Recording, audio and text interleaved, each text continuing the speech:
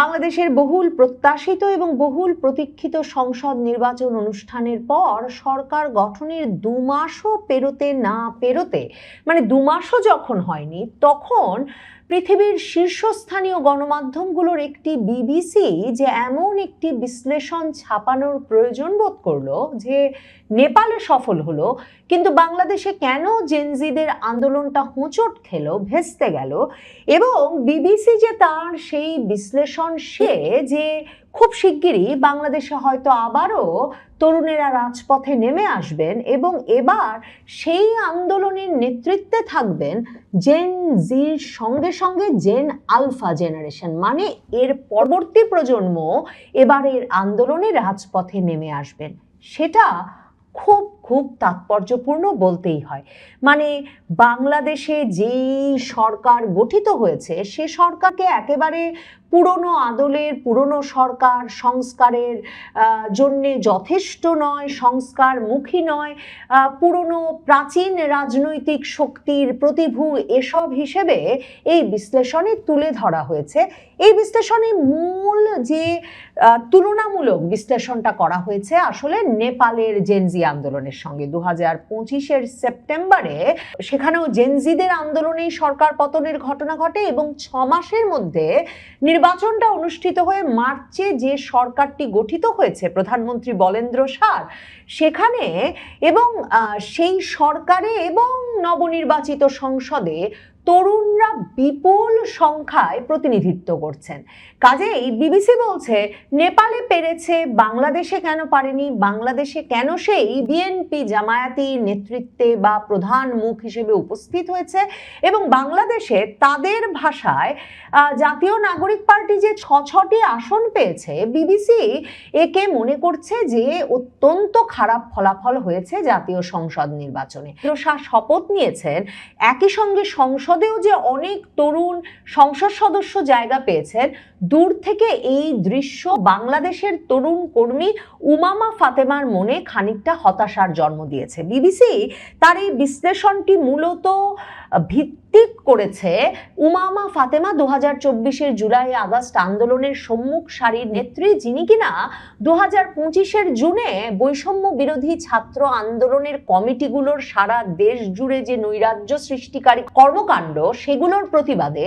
এবং ওই যে সরকারে থাকা মন্ত্রীরা বৈষম্য বিরোধী ছাত্র আন্দোলনের কমিটি থেকে শুরু করে নৈরাজ্য সবকিছু নিয়ন্ত্রণ করছেন, এসব অভিযোগে সংবাদ মাধ্যমের সামনে এসেই কিন্তু বৈষম্য বিরোধী ছাত্র আন্দোলনের রাজনীতি থেকে পদত্যাগ করেছিলেন, সরে দাঁড়িয়েছিলেন। সেই উমামা ফাতেমা বিবিসিকে গিয়ে বলছেন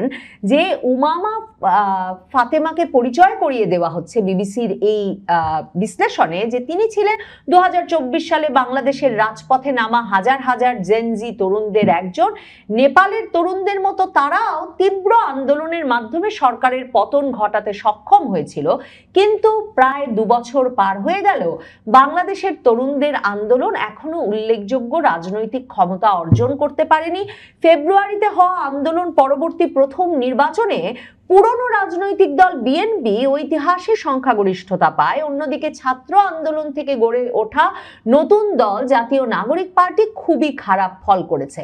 এরপর তারা নেপালের যে ঘটনা তার সঙ্গে তুলনা শুরু করে। নেপালে 4 বছর আগে গঠিত রাষ্ট্রীয় স্বাধীনতা পার্টি আরএসপি এবার বড় ব্যবধানে জয় পেয়েছে। এই আরএসপিতে গিয়েই কিন্তু বলেন্দ্র শাহ যোগ দেন নেপালের জেনজি আন্দোলনের অনেক নেতৃত্ব দানকারী মুখ। বিবিসির বিশ্লেষণে যে বিষয়টি নিয়ে প্রশ্ন তোলা হয় নাই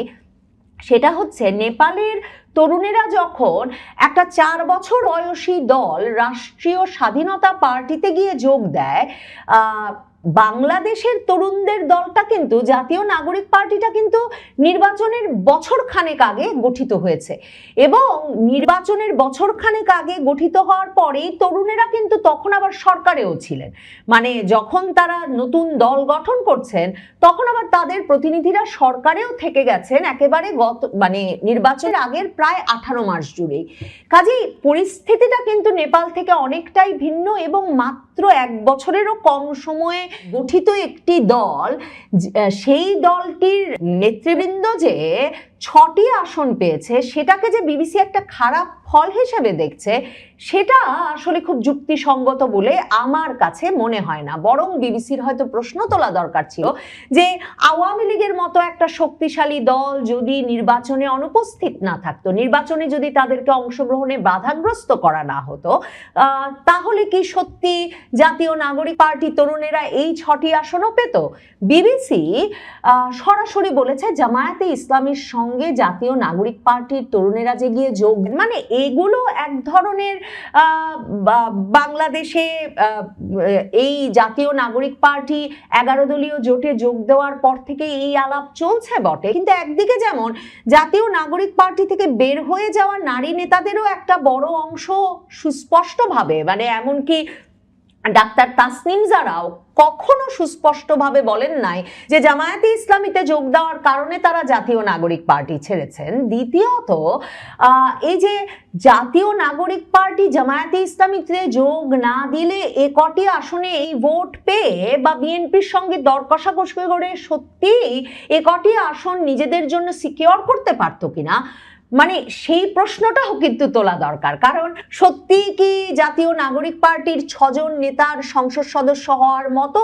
সংসদীয় এলাকায় পরিচিতি, কাজ বা প্রভাব ছিল যদি তারা জামায়াতে ইসলামী সমর্থন না নিত? কিন্তু বাংলাদেশের সংবাদ মাধ্যম সহ সুশীল সমাজের একটি অংশের ভেতর যে এক রকমের হতাশা এবং ক্ষোভের জন্ম হয়েছিল জাতীয় নাগরিক পার্টির নেতারা গিয়ে জামায়াতে ইসলামীতে যোগ দেওয়ায়, বিবিসি তার বিশ্লেষণে সেটা থেকেই এক রকমের ধারণা নিয়ে সম্ভবত সরাসরি বলেছে যে সেটাই ক্ষতিগ্রস্ত করেছে এবং এ কারণে জাতীয় নাগরিক পার্টি নির্বাচনে আরো কোণঠাসা হয়ে পড়েছে। একটা খুব গুরুত্বপূর্ণ পর্যবেক্ষণ বিবিসি এই বিশ্লেষণে করেছে, সেখানে তারা বলেছে যে নেপালে যখন সরকার পতনের পর 6 মাসের মধ্যে নির্বাচন অনুষ্ঠিত হয়েছে, সেখানে বাংলাদেশে অনুষ্ঠিত হয়েছে 18 মাসের সময় বাদে। কাজেই সেটা তরুণদের নির্বাচনী ফলাফলে নেপালে ভালো করায় আর বাংলাদেশে খারাপ করার ক্ষেত্রে ভূমিকা রেখেছে কিনা বিবিসি সেই প্রশ্ন তুলেছে। বিবিসি বলেছে যে দক্ষিণ এশিয়ায় রাজনৈতিক দল সংগঠিত করা সহজ কাজ নয়, তেমনি সহজ নয় নতুন দল নিয়ে নির্বাচনে বা রাজনীতিতে গুরুত্বপূর্ণ জায়গা বা অবস্থান গড়ে নেওয়া, এবং সে কারণেই নেপালে এই তরুণেরা গিয়ে 4 বছরের পুরনো দল আরএসপিতে দলে দলে যোগ দিয়েছিলেন এবং সেখান থেকেই নির্বাচন করেন এবং সেই দলে বলেন্দ্র শাহ গিয়ে। বিবিসি বলছে যে দক্ষিণ এশিয়ায় সামাজিক কাঠামো, বয়সভিত্তিক শ্রদ্ধাবোধ এবং লিঙ্গ বৈষম্য অনেক সময় তরুণ আন্দোলনের সাফল্যের পথে বাধা হয়ে দাঁড়ায়। এক্ষেত্রে নেপাল একটা ভালো উদাহরণ, কারণ নেপালে আমরা জানি সরকারে এবং সংসদে